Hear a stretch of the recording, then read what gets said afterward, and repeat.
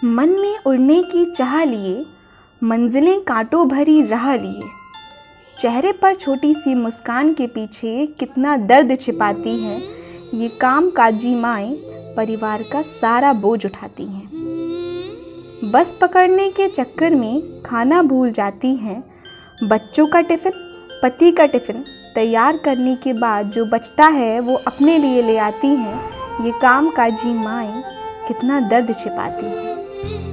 अपनी नन्ही सी गुड़िया दूसरों को सौंप आती है।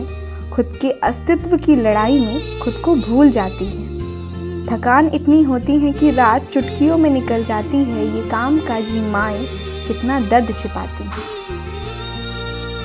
तो हम बात कर रहे हैं वर्किंग वुमेन के बारे में। ये सब जल्दी जल्दी में करती हैं, पर क्या करें, फिर भी लेट हो जाती हैं। ऑफिस आकर फिर ऑफिस का सारा काम, ऑफिस के बाद घर जाने की जल्दी, क्योंकि बच्चे स्कूल से वापस आने वाले होते हैं। एक वर्किंग मदर का जीवन कितना संघर्षपूर्ण होता है, कितनी कठिनाइयों से भरा होता है। आइए आपको मिलाते हैं इसी तरह की कुछ माँओं से जो हमारे आर्यकुल परिवार के लिए काम करती हैं और साथ ही घर, परिवार और बच्चों को भी संभालती हैं। हम उनसे जानेंगे कि वह ये सब कैसे मैनेज कर पाती हैं। कहते हैं ईश्वर सभी जगह नहीं होता है, इसीलिए उसने माँ को बनाया है। बहुत मुश्किल होता है अपनी जिम्मेदारियाँ, अपने कर्तव्यों को एक साथ बखूबी निभाना।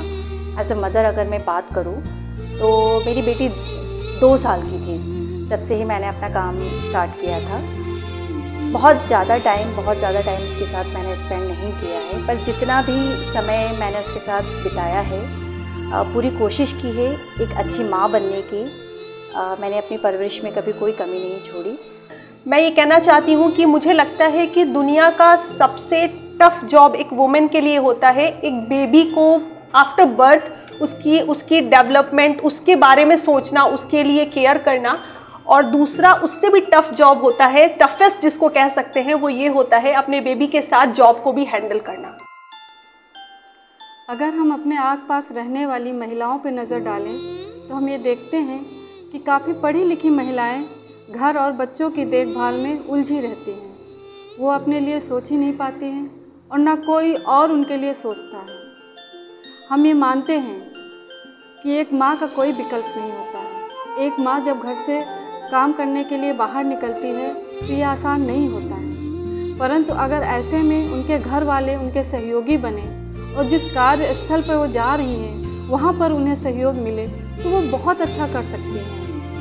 मेरा मानना है कि कोई भी लड़की जो ग्रेजुएशन, पोस्ट ग्रेजुएशन या प्रोफेशनल कोर्स कर रही है, शायद ही कोई लड़की ये सपना देखती है कि शादी के बाद वो सिर्फ घर और बच्चे संभालेगी। उसके कुछ अपने भी सपने होते हैं जिनके लिए ना तो वो खुद सोच पाती हैं और ना कोई और उनके लिए सोचता है। तो हमारा अनुरोध है उन लोगों से जो ऐसी महिलाओं के इर्द गिर्द रहते हैं, उनको सहयोग दें। देखिए, अब एक मदर से लेडी की लाइफ में सारी चीज़ें बहुत इम्पोर्टेंट होती हैं। लाइक आपको अगर जॉब करना है, आपको अगर वर्किंग लेडी होना है, साथ में साथ आपकी एक बेटी है, आपका एक बच्चा है, तो उसके साथ आपको अपनी लाइफ को स्पेंड करना थोड़ा सा टफ हो जाता है। उस टफ लाइफ को कंप्लीट करने के लिए आपको फैमिली की हेल्प की ज़रूरत बहुत होती है। और मेरी फैमिली में मेरे सबसे ज़्यादा मेरे हस्बैंड मेरी को बहुत ही सपोर्टिव नेचर के हैं, बहुत हेल्प करते हैं। जैसे होता है कि सारे काम मैं नहीं करूँगी, वो भी मेरी मदद करते हैं। मेरे को यहाँ पे मैं सुबह उठूँगी, जॉब के लिए आना है, बेबी को भी मैं यहाँ लेके आती हूँ। मेरी बेबी अभी 1 साल की है, तो वो भी मेरे साथ मेरे जॉब में, कॉलेज में मेरे साथ आती है, तो मैं उसको भी लेके आती हूँ। उसको लेके आने के लिए भी उसको भी तैयार करना होता है, प्लस ब्रेकफास्ट बनाना, उसके टिफ़िन पूरा कुछ बनाना, पैक करना, सब कुछ। तो उसमें फैमिली सपोर्ट भी हमारा बहुत ज़्यादा रहता है। मेरी मदर इन लॉ है, फादर इन लॉ है, मेरे हस्बैंड हैं, वो लोग सब लोग हेल्प करते हैं। एक साथ हम लोग मिलके सब आते हैं यहाँ पे। मेरी बेटी को यहाँ पे प्रोवाइड किया गया है, एक रूम प्रोवाइड किया गया है, तो वो भी साथ में यहाँ पे आती है, रहती है।